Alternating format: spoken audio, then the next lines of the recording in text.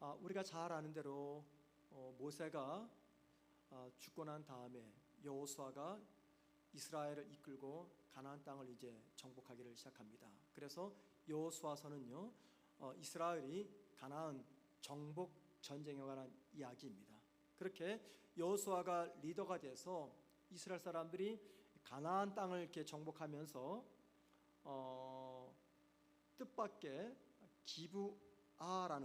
기브온이라는 사람들을 만나게 됩니다.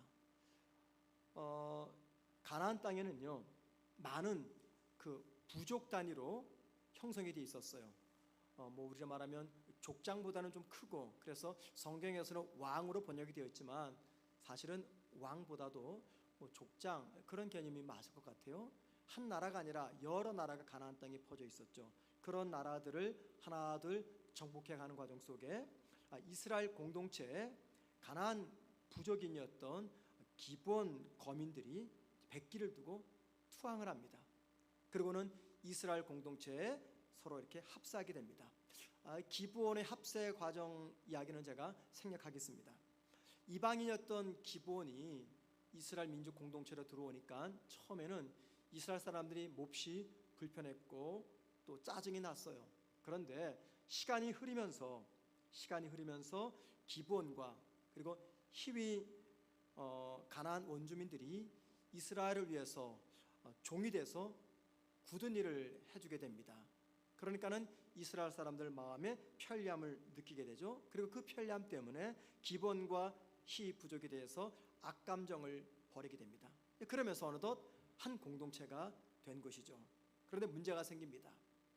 가나안 다른 부족들이 자기들이 한 같은 부족이었던 이 기브온이 가나안 땅을 정복해 나아가는 이스라엘의 백기를 들고 투항하면서 이스라엘 공동체에 들어간 것에 대해서 아주 못마땅해 하면서 분개를 하게 됩니다. 특별히 그 당시 가나안의 예루살렘 도시의 왕이었던 아도니세덱이라는 사람은요, 이웃 왕들을 설득합니다. 그래서 연합군을 만들어서 배신자 기브온 부족을 침공하기 위해서 이제 공격을 하기 시작합니다. 기브온이 가나안의 연합군의 공격 대상이 된 근본 이유가 있습니다. 그것은 기브온이 하나님과 화목했기 때문입니다. 겉으로 볼 때는 이스라엘과 화목했지만 그러나 엄밀한 의미에서 기브온 민족은요, 그들이 섬겼던 가나안의 종교를 버리고 겉으로 볼 때는 하나님과 화목을 했기 때문에 가나안 연합군의 공격 대상이 된 것이에요. 자, 우리가 잘 아는 대로 이스라엘 정탐꾼들이 가나안 땅에 들어가서 정탐할 때 이제 그 여리고성에 들어가잖아요. 여리고성에 들어갔을 때 우리가 잘 아는 기생이었던 라합이 정탐꾼들을 숨겨줍니다. 그 이유는 하나님께서 라합의 귀와 눈을 열게 하셔서 이스라엘 사람들이 애굽을 빠져나오고 홍해를 지나며 광야를 지나왔던 모든 이야기를 라합이 전해 듣게 된 것이에요. 그래서 라합이 생각할 때는 우리나라는 이스라엘 앞에서 소망이 없다 생각을 하고 국가적으로는 미안한 마음이지만 배신자가 되어서 이스라엘 정탐꾼들을 환대하면서 본인과 가족들의 생명을 보장받게 됩니다.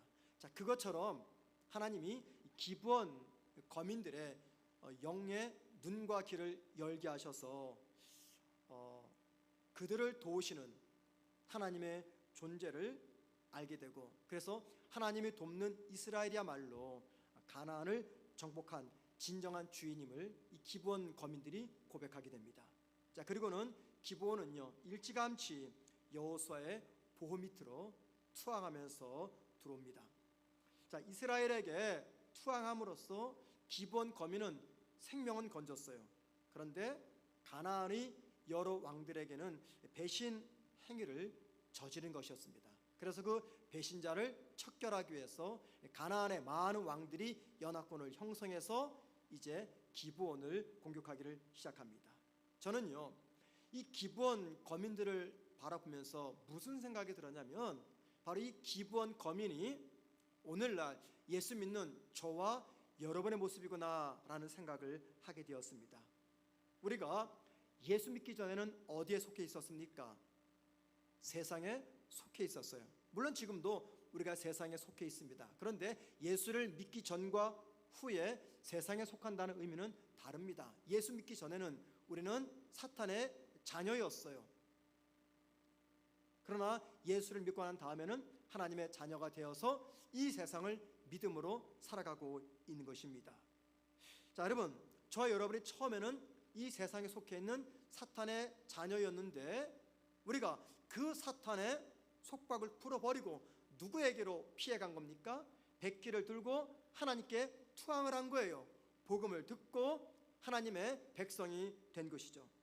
자, 그러면 여러분, 그러한 저와 여러분을 사탄이 보호만 있겠습니까? 가나안의 여러 부족들이 연합군을 형성해서 기브온을 공격하듯이 사탄은 수단과 방법을 가리지 않고 자신을 떠난 저와 여러분을 끈질기게 공격하면서 우리를 괴롭히고 있는 것이죠.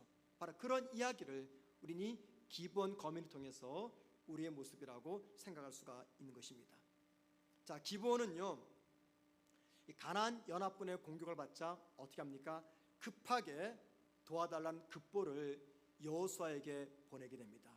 자, 그리고 이스라엘은 이 기브온의 도움 요청을 거절할 수가 없었어요. 왜냐하면 기브온과 이스라엘은 하나님의 이름으로 서로가 보호 조약을 맺었기 때문입니다. 자, 그래서 어쩔 수 없이 여호수아는 이스라엘 군사들을 이끌고 밤새도록 기브온을 구하기 위해서 가나안 왕들을 공격합니다. 열심히 그리고 부지런히 도망치던 가나안 연합군은 벤 호론이라는 곳에 가서 머물게 됩니다. 이 벤 호론은요, 호론의 집 그런 뜻입니다. 벤, 이것은 집입니다. 호론은 그 당시 이 지하 세계를 주관한다고 믿었던 가나안의 신 이름이에요. 그러니까 신상이 있는 지하 세계를 주관하는 호론이라는 신전이 있는 그곳으로 가나안 연합군은 피해가게 된 것입니다. 그리고는 이제 다른 연합군이 올 때까지 시간을 지체하는 지연 작전을 펼쳤습니다. 날이 어두워집니다. 날이 어두워지면 가나안 연합군이 더 유리해집니다. 왜냐하면 벤 호론 이 산비탈은요, 그들이 조상대대로 수백 년간 살아온 지역입니다. 자, 어두울 때까지 견딜 수만 있다면 그 지리에 밝은 그들은요, 밤 지리에 어두운 이스라엘 사람들을 공격하면은 이스라엘 사람들을 물리칠 승산이 있다고 믿었습니다. 그리고 밤에 공격을 하게 되면 시간을 벌어가지고 마침내 그들이 기다리던 가나안 연합군이 도착을 하게 됩니다. 그러면 얼마든지 여호수아가 이끄는 이 이스라엘을 물리칠 수 있다라고 믿었던 거죠. 그리고 여호수아도 그들의 이 작전을 알아차렸습니다. 그래서 여호수아는 날이 어둡기 전에 이들을 소탕하지 않으면 오히려 전세가 역전돼서 우리가 반격당할 수가 있다라고 생각을 했습니다. 자, 전쟁을 하루만 더 연기했다간 혹은 전쟁을 밤새 끌었다간 역전당할 수 있음을 알았던 여호수아가 시간이 필요했습니다. 자, 이미 태양은요 중천에 떠 있습니다. 조금만 있으면 이제 서산으로 넘어가면서 어두움이 찾아올 것입니다. 여호수아의 마음이 급해집니다. 해가 중천에 떠 있는 동안 이 전쟁을 끝내야 됩니다. 해가 서산으로 넘어가게 되면 이제 전세가 바뀌게 됩니다. 그래서 마침내 여호수아는 창조주 하나님 앞으로 나아갑니다. 왜 그렇습니까? 왜 하나님 앞으로 나아갔습니까? 그 하나님이 어떤 일 하셨어요? 홍해를 가르셨습니다. 요단강을 건너게 하셨습니다. 여리고성을 무너지게 하셨습니다. 그 하나님께서 태양과 달도 주관하심을 믿었기 때문입니다. 적어도 여호수아는 시간은 태양과 달의 회전에 있는 것이 아니라 시간은 하나님의 손에 있음을 믿었던 거죠. 그래서 그는 시간을 주관하시는 하나님 앞으로 나아갑니다. 그리고 여호수아는 저와 여러분이 감히 상상조차 할 수 없는 정말 황당한 기도를 하나님께 올립니다. 그게 이제 여호수아 10장 12절입니다. 한번 보세요. 다 같이 읽어봅니다. 시작.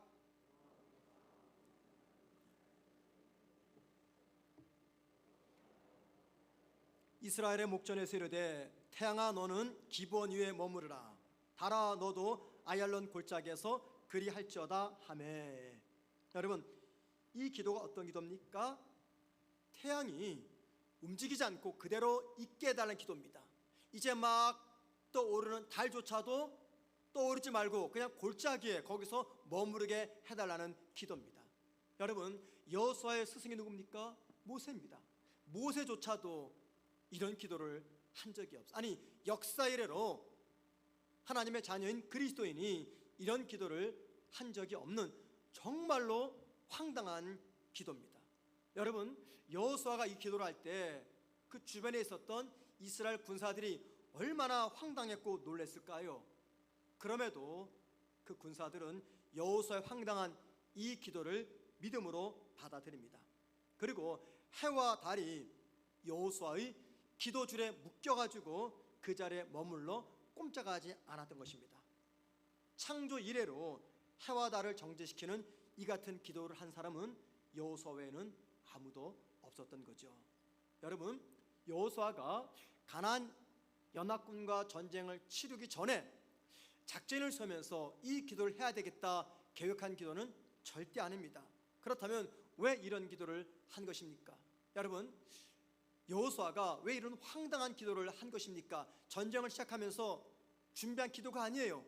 왜 이런 황당한 기도를 전쟁 중에 한 것입니까? 그건 너무나 간단해요. 하나님이 능력이 아니면 전쟁에서 승리할 수 없음을 여호수아는 알았기 때문입니다. 하나님께서 능력으로 시간을 붙잡아 주지 않으시면은 이 전쟁은 승산이 없음을 여호수아가 알았기 때문에 너무나 다급한 나머지 말도 안 되는 이런 황당한 기도를 하나님께 드렸던 거죠. 자, 그럼 여러분, 이제 공은 하나님께로 넘어갔습니다. 하나님이 이 여호수아의 기도를 들으시고 어떤 생각을 하셨을까요? 성경에는 나오지 않습니다. 그냥 우리 수준에서 한번 생각해 보자고요. 뭐 이런 이상한 놈이 다 있어? 그러지 않았을까요? 아니, 이런 정신 나간 놈의 기도가 다 있나? 어떻게 태양을 멈추고 달을 멈춰? 어떻게 시간을 멈춰? 정신 나갔냐 너? 이게 자연스러운 반응이죠. 너 제정신으로 기도하냐? 이렇게 나와야 맞죠. 그런데 여러분, 여호수아의 기도보다 더 충격적인 사건이 뭔지 아십니까? 여호수아의 이 황당한 기도를 하나님이 응답하셨다는 겁니다. 이게 얼마나 황당해요. 너무너무 황당한 이 기도를 하나님께서 응답하셨다는 겁니다. 그러면 여러분, 하나님이 왜 이 황당한 기도에 응답하셨을까요? 중요합니다. 아마도 여러분 가운데 아유, 성경이 새빨간 거짓말이네. 어떻게 시간이 멈춰? 어떻게 태양이 멈춰? 어떻게 달이 멈춰? 어떻게 시간이 멈춰? 라고 생각할 분이 계실지 모르겠어요. 여러분, 하나님이 왜 이 황당한 기도를 응답하셨을까요? 그것은요, 쉽게 말해서 여호수아의 황당한 이 기도를 하나님이 기뻐하셨기 때문입니다. 왜 기뻐하셨는지 모르겠어요. 그런데 중요한 것은 하나님이 저와 여러분의 기도 응답하실 때 언제 응답하십니까? 하나님 마음에 기쁠 때, 하나님 마음에 감동이 될 때 기도 응답하시는 거잖아요. 그러면 이 황당한 여호수아의 기도에 하나님 응답하셨다, 그 말은 결국 뭘 의미해요? 황당한 이 기도에 하나님이 감동되셨고 하나님이 기뻐하셨다, 그 말입니다. 그리고 마침내 하나님은 태양을 이 중천에서 몇 시간 머물게 하시고 달은 올라오지 못하러 가셨습니다. 하나님이 시간을 붙잡고 계셨던 거죠. 저는요, 이 황당무계한 기도를 했던 여호수아의 기도를 통해서 아주 중요한 평범하지만 한 가지를 새삼 확인하게 되었습니다. 여러분, 하나님께 기도하는 우리에게 꼭 필요한 자세가 무엇일까요? 기도하는 자의 정말 중요한 자세, 의심하지 않고 기도하는 자세 정말 중요합니다.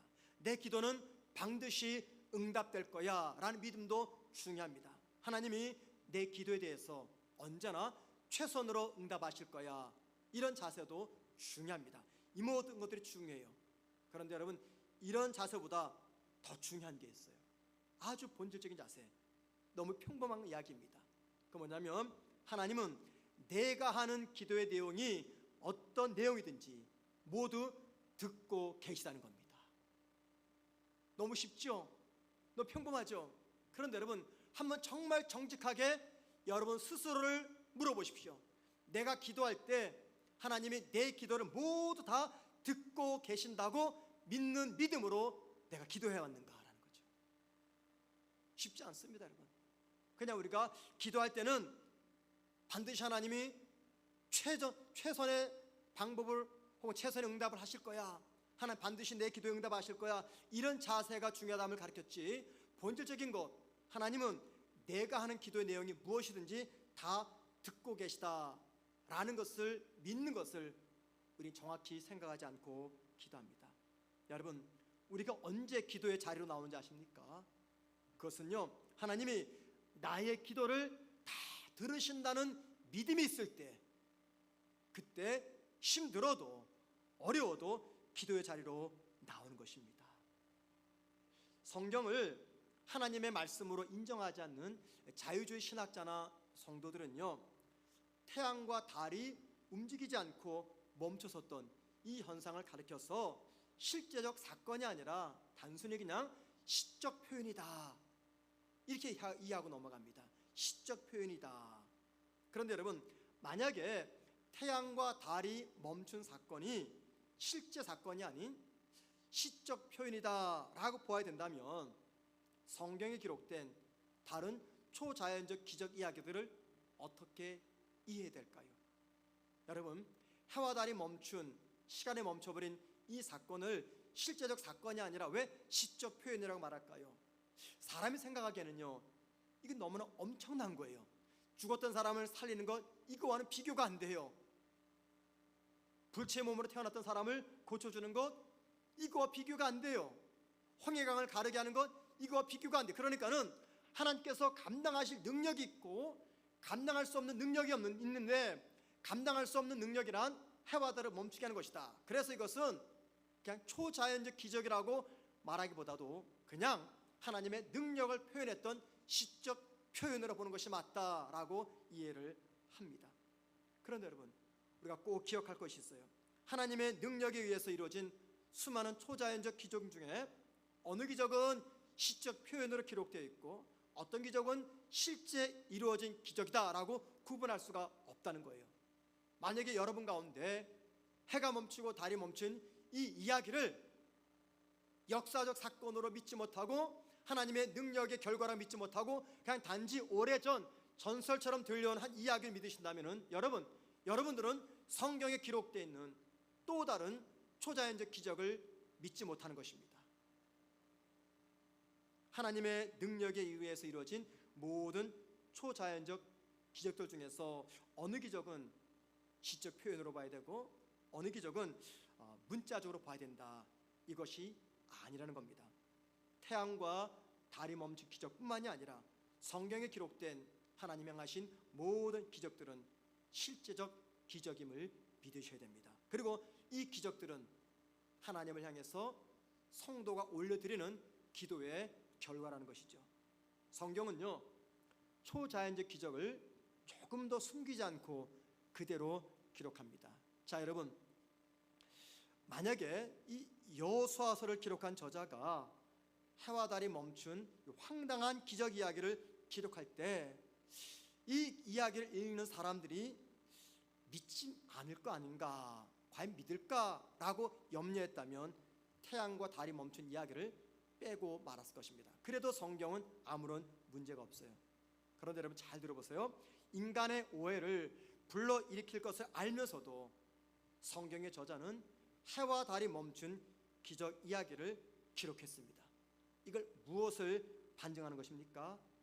해와 달이 멈춘 기적 이야기는 시적 표현이 아니라 하나님의 초자연적 기적임을 확실하다는 것입니다. 비록 사람들이 이게 진짜일까라고 의심한다 할지라도 그것은 그 사람의 문제일 뿐 이것은 분명한 역사적 사건이기 때문에 성경의 저자는 이 초자연적 기적을 성경에 담아 놓은 거죠. 그래서 오늘 본문 13절 말씀 보면 여호수아의 기도로 해가 멈추고 달이 멈춘 이 이야기가 야살의 책에 기록되어 있다라고 말합니다. 야살의 책이란 이스라엘 백성의 그 민족 중에서 영웅들의 이야기가 기록되어 있는 책인 것이죠. 만약에 성경에 기록된 이야기들을 사람들의 이성의 동의를 구해야 한다면요, 그것은 하나님의 말씀이 아닌 것입니다. 그러므로 성경에 기록된 기적 사건들을 내가 믿음으로 수용하는 자세를 가져야 됩니다. 그래서 우리가 잘 아는 프랑스의 수학자이자 과학자였던 파스칼은 이런 이야기를 했어요. 이성을 십자가에 못 박는 것이 신앙이다. 이성을 십자가에 못 박는 것이 신앙이다 이야기했습니다.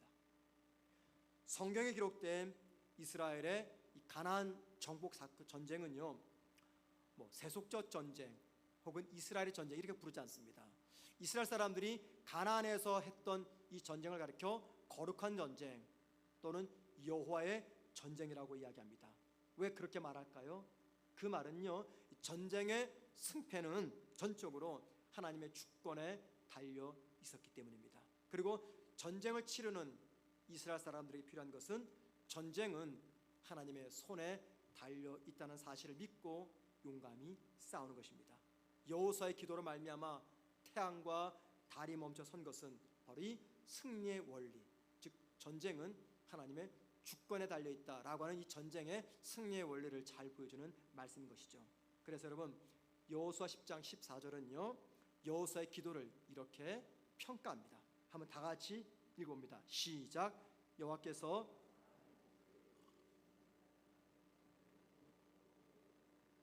이는 여호와께서 이스라엘을 위하여 싸우셨음이니라. 그래서 이 전쟁은 거룩한 전쟁, 하나님의 전쟁이라고 말하는 것입니다. 하나님이 싸우셨기 때문에.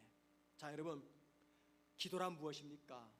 기도란 여러 가지로 정의를 내릴 수 있어요. 그런데 저는 이 여호수아의 기도를 보면서 기도란 무엇인가 이렇게 생각해 보았습니다. 기도란 사람이 자신의 목소리를 하나님께 올리는 것이고, 하나님은 사람의 목소리를 들으시는 것이다. 이게 기도예요. 우리가 하나님께 목소리를 올려드리면 그 목소리를 들으신 하나님이 우리를 위해서 대신 싸우시는 것, 이게 바로 기도 응답입니다. 여러분, 성도의 기도를 하나님이 듣고 하나님이 싸우십니다. 그게 바로 기도의 응답이죠. 기도자에게 필요한 믿음, 어떤 믿음일까요? 내 기도는 반드시 응답된다는 믿음입니까? 그런 믿음도 중요합니다. 그런데 정말 중요한 본질적인 믿음이란 전능하신 하나님이 기도하는 내 소리를 듣고 계시다는 것을 믿는 믿음입니다. 전능하신 하나님이 내가 기도하는 황당한 기도조차도 듣고 계시다는 것을 믿는 믿음입니다. 그리고 이 믿음이 있으면요, 응답에 대해서 별로 큰 의미를 두지 않습니다. 왜 그렇습니까? 내 기도를 들으시는 하나님이 나를 최선의 길로 인도하실 것을 믿기 때문입니다. 여러분, 기브온을 구하기 위해서 이스라엘이 치른 이 전쟁에서 우리가 보아야 될 부분이 어떤 부분입니까? 여호수아와 이스라엘의 눈부신 활약 장면이 아닙니다. 하나님을 의지하는 전쟁은 이기고 자신을 의지하는 전쟁은 패하고 만나는 것입니다. 다시 말씀드립니다. 하나님을 의지하는 전쟁은 이기고 자신을 의지하는 전쟁은 패하고 만나는 것입니다. 그럼 여러분, 하나님을 의지한다는 것, 그리고 하나님을 의지하지 않고 자신을 의지한다는 것, 이게 무엇을 의미합니까? 하나님을 의지하는 전쟁은요, 다른 말로 말하면 기도하는 전쟁입니다. 그래서 기도하는 전쟁은 이깁니다. 자신을 의지하는 전쟁은 기도하지 않는 자의 전쟁입니다. 그래서 결론은 기도하는 전쟁은 이기고 기도 없는 전쟁은 패하고 만다는 것입니다. 이 말은 기도하는 인생과 기도하는 가정과 기도하는 교회는요, 세상과 유혹과 고난과 죄를 이기지만 기도 없는 인생, 기도 없는 가정, 기도 없는 교회는요, 이 세상 속에서 패하고 만다는 것입니다. 왜 그렇습니까? 기도를 통해서 하나님이 나를 위해서 대신 일하고 계시기 때문입니다. 바로 이 이유 때문에 목사가 그렇게 귀가 따갑도록 여러분에게 기도 좀 하자고 당부하고 권면하고 부탁을 하고 있는 것이죠. 기도해야지 내가 살고, 기도해야지 우리 가정이 살고, 기도해야지 우리 교회가 살기 때문에, 기도해야지 이 땅에 하나님의 나라와 하나님의 의가 온전히 이루어지기 때문에, 바로 그 목적 때문에 목사가 입만 열면 성도들에게 기도하자고 부탁을 하고 있는 것입니다. 여러분, 여호수아가 해와 달을 멈추기 위해서 기도했던 기도의 사건은요, 우리에게 두 가지를 알려줍니다. 첫째, 성도의 기도가 얼마나 놀라운 위력을 지니고 있는 것인가라는 것입니다. 여러분, 한번 생각해 보세요. 여호수아의 기도였기 때문에 해가 멈추고 달이 멈춘 겁니까? 여호수아의 기도에 위력이 있었기 때문에 해가 멈추고 달이 멈추고 시간이 중단된 것입니까? 아닙니다. 그 기도를 들으셨던 하나님이 응답하셨기 때문에 여호수아의 기도에 위력과 능력이 나타난 것이에요. 여러분, 기도하는 나를 신뢰하지 마세요. 기도하는 나 때문에 능력이 나타나는 것이 아닙니다. 기도하는 내 기도를 들으시는 하나님이 역사하기 때문에 내 기도에 능력이 나타나는 거예요. 그래서 기도하는 나를 신뢰하지 마시고 내 기도를 들으시는 하나님을 신뢰하셔야 됩니다. 내 기도는요, 쓰러질 때가 있어요. 무너질 때가 있어요. 오늘 열심히 기도하다가 내일은요 그냥 잠들고 맙니다. 열심히 간절히 기도하다가 어느 순간 기도가 중단되고 맙니다. 그러면은 그동안 내가 했던 기도는 다 무효가 되는 것입니까? 의심하지 말라 말씀하시는데 100번 믿음으로 기도하다가 한 번 의심하면 그 기도는 꽝인 것입니까? 그렇게 생각한다면요, 기도의 능력은 내 기도 그 자체에 있는 것이에요. 아니에요. 여러분들, 우리가 100번 의심하다가 한 번 기도해도 그 기도에 하나님이 원하심이 있으면 하나님은 내 기도에 당신의 능력을 보여주신다는 겁니다. 내 기도를 신뢰하지 마세요. 내 기도에 귀를 기울이시고 들으시는 하나님을 신뢰하십시오. 여러분, 여호수아의 기도기 때문에 해가 멈추고 달이 멈춘 게 아니에요. 여호수아나 저나 여러분나 똑같은 무능한 인간입니다. 죄인입니다. 그런데 그의 기도에 하나님께서 원하심이 있으니까는 연약한 인생의 기도를 통해서 초자연적 기적을 하나님께서 만드신 겁니다. 그러므로 누구든지 성도의 기도에 하나님의 원하심이 있으면 성도의 기도는요, 세상을 깜짝 놀라게 할 초자연적 기적을 만들어내는 기도가 될 수가 있다는 것입니다. 그러면 여러분, 내 기도에 얼마나 큰 위력을 베풀어 주시는지 하나님의 능력을 신뢰하십시오. 두 번째 교훈입니다. 예수 믿는 우리 모두는요, 기본 사람들입니다. 왜요? 우리 모두는 예수를 통해서 종되었던 자리에서 하나님의 종, 하나님의 사람이 되었어요. 자, 여러분, 기본 거민이 이스라엘과 언약을 맺고 이스라엘 공동체로 들어오니까 어떤 특혜가 주어졌습니까? 그들에게 위기가 찾아오자 하나님 섬기는 여호수아에게 도움을 요청했어요. 여호수아와 이스라엘에게 도움을 요청했다. 그 말은 하나님에게 도움을 요청한 거예요. 이게 바로 저와 여러분입니다. 하나님의 종들에게 주어지는 특권 중에 놀라운 것은요, 저와 여러분이 사방으로부터 공격을 당할 때 하나님께 도움을 구할 수가 있다는 것입니다. 만약에 예수를 믿는 성도가 어려움을 당했습니다. 그런데도 기도하지 못한다면은 정말 그분이 하나님 믿는 성도가 맞는 것입니까? 정말 맞는 것입니까? 정말 중요한 일, 내가 감당하기 어려운 일, 그런 일을 만났어. 그런데도 기도하지 못해요. 무릎 꿇지 못해요. 하나님의 현존 앞으로 나오지 못합니다. 저는 묻고 싶어요. 정말 그분들이 하나님을 믿는 성도가 맞는 것인지. 그럴 수 없어요. 기본 민족을 보세요. 어려움을 겪으니까 하나님께로 달려가잖아요. 마찬가지입니다. 저와 여러분도 주님 믿기 전에는요, 세상을 달려갔죠. 예수를 통해서 하나님의 종이 되었습니다. 인생의 고난이 찾아옵니다. 누구에게 달려갑니까? 하나님께 달려가야 되는 것이죠. 기도하지 않는 사람은 하나님의 능력을 믿지 못하거나 또는 하나님과 자신과의 관계를 신뢰하지 못하는 분입니다. 예수를 통해서 하나님이 종이 된 성도는요, 누구를 막론하고 어떤 상황에서라도 하나님께 도움을 구하셔야 됩니다. 우리의 기도에 하나님이 도우시고자 하는 원하심이 있다면 저와 여러분의 삶에도 세상 사람들이 깜짝 놀랄 초자연적 기적은 일어나게 될 것입니다. 우리가 하나님 말씀으로 믿는 성경 안에는요, 온통 이런 이야기들로 가득 차 있습니다. 하나님의 기적 이야기는요, 절대 여호수아와 이스라엘만 경험한 것이 아닙니다. 오늘도 우리의 기도를 들으시는 하나님께서 우리를 통해서 당신의 능력을 베푸시는 것, 그래서 저와 여러분이 경험할 수 있는 귀한 은혜라는 것입니다. 그러므로 여러분, 기도하는 분만이 하나님의 능력을 체험합니다. 기도하는 성도가 그래서 영적으로 깨어 있는 것이에요. 그래서 기도하지 않는 성도는 자연스럽게 영적인 침체에 빠지며 영적으로 서서히 무너져가고 있는 것입니다. 왜요? 기도를 통해서 살아계신 하나님의 능력과 하나님의 권세를 우리가 경험하고 있기 때문입니다. 자, 여러분, 하나님은 지금도 저와 여러분을 위해서 싸우고 계십니다. 하나님이 우리를 도와주기 위해서 대기하고 계십니다. 우리의 소리를 듣고 싶어 하세요. 저와 여러분의 마음의 소망을 듣기를 원하십니다. 우리가 어떤 기도하든지 하나님은 정신 차려라, 다른 기도해라 말씀하지 않습니다. 우리의 기도를 들으시고 나서 그 기도에 하나님의 원하심이 있으면요, 정말 황당한 그 기도 속에도 하나님의 능력은 반드시 나타나게 될 것입니다. 이 저녁 그 하나님을 신뢰하면서 기도하는 저와 여러분 되기를 주님의 이름으로 축원을 드립니다. 자, 우리가 오늘 함께 찬양하실 때